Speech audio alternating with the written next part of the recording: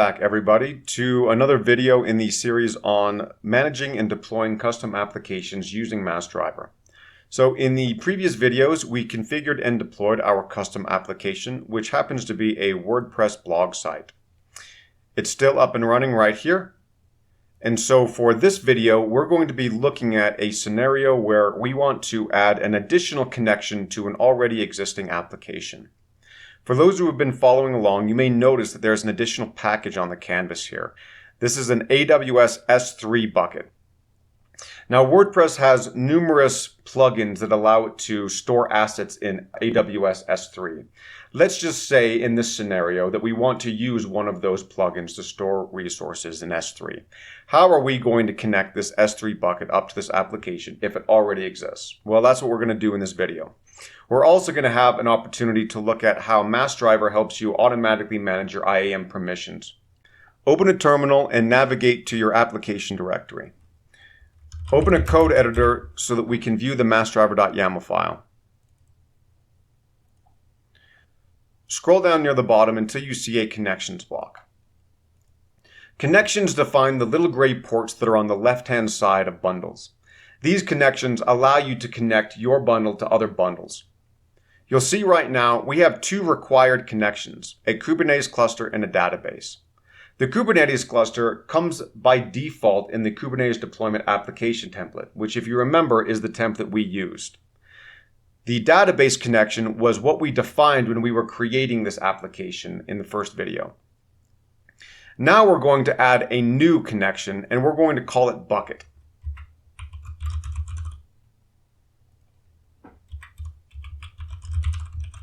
The type of this connection is going to be defined by this ref. Now, in order to know what type, we have a few options. One is we can go in and actually look at this S3 bucket package and see what it outputs. You'll see the type here is a Massdriver AWS S3 bucket. We can copy that and take that back into our massdriver.yaml file. If you'd like to see a list of all of the artifact definitions that we have, you can check out our open source repository. If you go to github.com/massdrivercloud/artifact definitions and navigate to artifact definitions/definitions/artifacts, you'll see a directory that has all of our current artifact definitions. Keep in mind, we add to this as we add new bundles to the platform. Here's the AWS S3 bucket artifact. This is really just JSON schema, which defines what the JSON blob looks like that is created when an S3 bucket package is created. Now we need to publish these changes. First, make sure that you're in the directory with the massdriver.yaml file. Now let's run mass bundle lint. The configuration is valid, so let's publish. Let's head back to Massdriver now.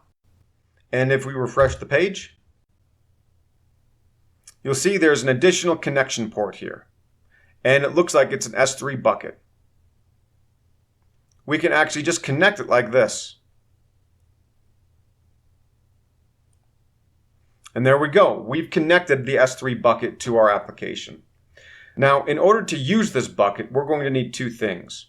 First, we're going to need IAM permissions, which we'll handle in the massdriver.yaml file in a moment. The other thing we'll need is to know what the bucket name is. Let's again say that we can do this using an environment variable, even though many of these plugins require you to set this in the GUI. Let's head back to the massdriver.yaml file and update it.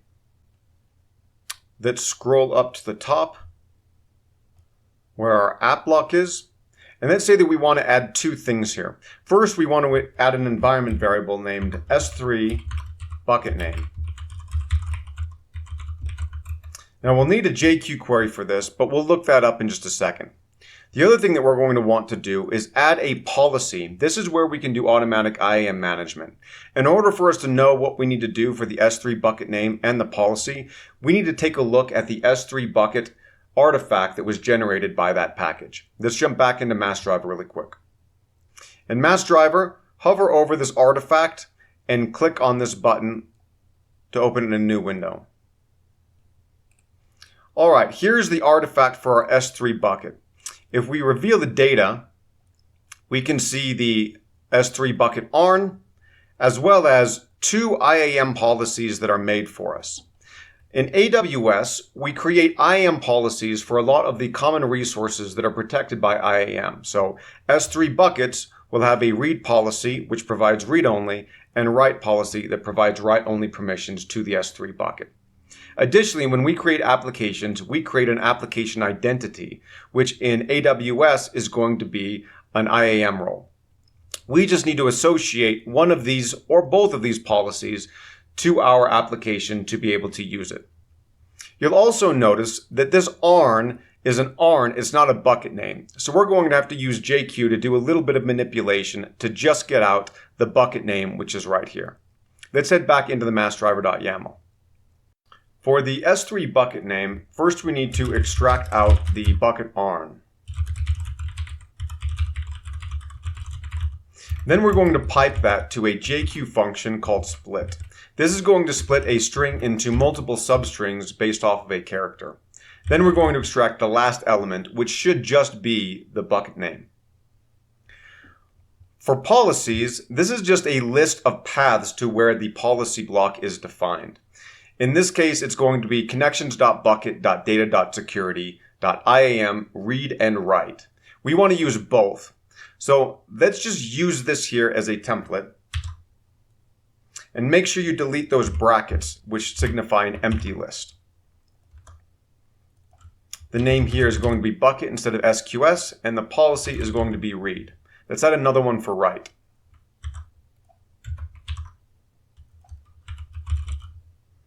Save the file, and now let's head over into the terminal and lint this to make sure it's a good config.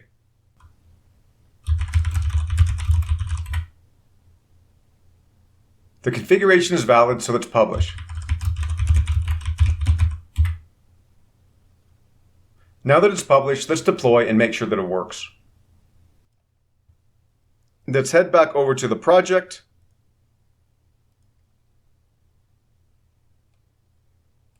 You'll notice that there's this little orange icon. This lets us know that there have been new releases to this package since the last time we deployed, which there have been. We made those releases. So let's go ahead and configure and deploy this application. We don't need to make any changes. Let's just redeploy. We'll fast forward through this as it deploys.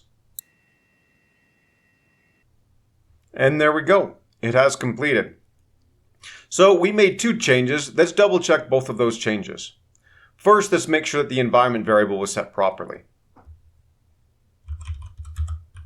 Let's do kubectl get pods in the blog namespace. And let's kubectl describe that pod.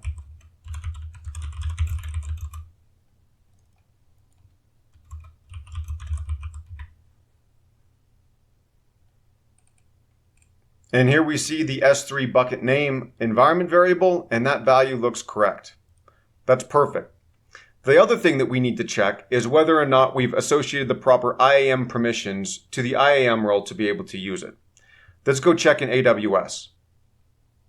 And here is the AWS IAM console, and I have navigated to the IAM role associated with the application that we just deployed. Now, these roles automatically get created for you in all of the clouds when you use a Massdriver application template.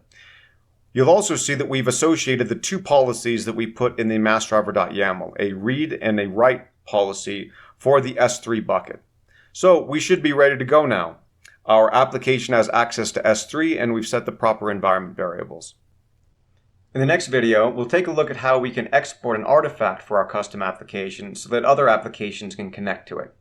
If you'd like to stay up to date on all of our video tutorials, subscribe to the channel and head to massdriver.cloud today to give it a try.